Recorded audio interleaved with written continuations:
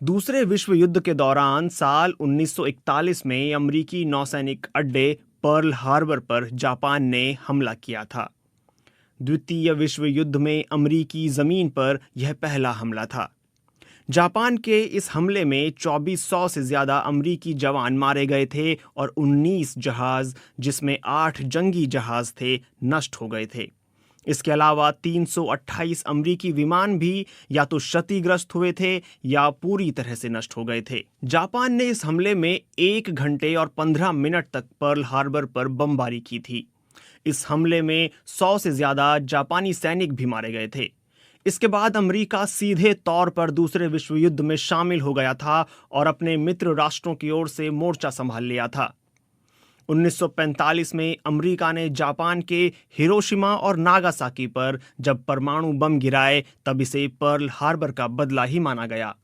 The reluctant fundamentalist के लेखक मोहसिन हामिद ने एक बार कहा था कि जब जापानी सेना ने 7 दिसंबर 1941 की सुबह पर्ल हार्बर पर हमला किया तो वह महज एक घटना नहीं थी।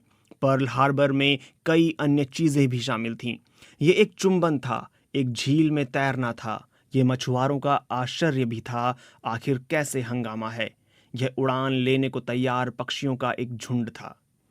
यह हमला अमेरिका के लिए बेहद चौंकाने वाला था, क्योंकि उस दौरान वॉशिंगटन में जापानी प्रतिनिधियों की अमेरिकी विदेश मंत्री कार्डेल हल के साथ जापान पर लगे आर्थिक प्रतिबंधों को खत्म करने को लेकर बातचीत चल रही थी।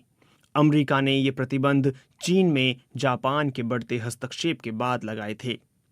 खुद पर लगे अमेरिकी प्रतिबंधों और चीन को मित्र सेना की मदद से नाराज होकर ही जापान ने अमेरिका के खिलाफ युद्ध का ऐलान कर दिया था।